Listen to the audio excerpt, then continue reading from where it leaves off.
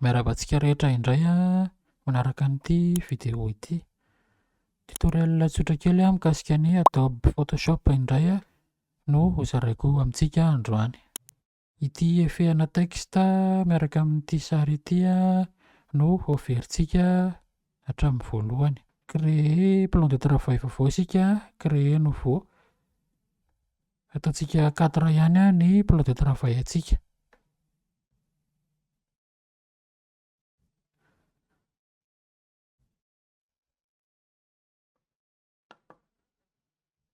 Importentsika ilay sary.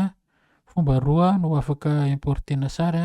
Voalohany afaka makany amin'ilay dossier misy an'ilay sary isika, tonga dia bataina mankeo amin'ny plan de travail antsika ilay sary.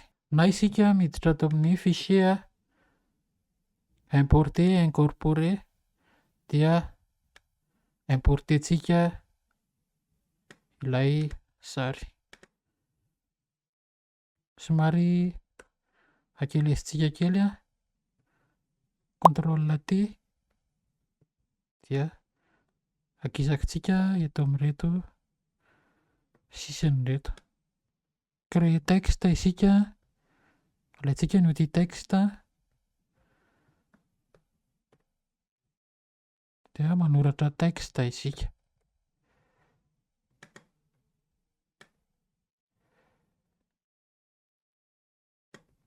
Ny texte voalohany ataontsika ao ambanin'ilay sary.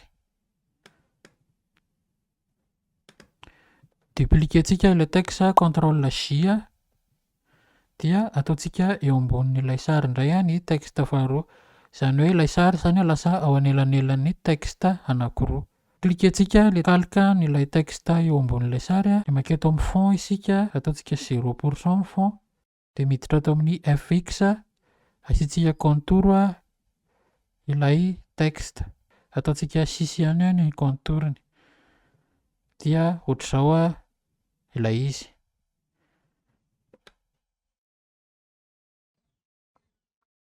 Izay indray ny vidéo antsika androany.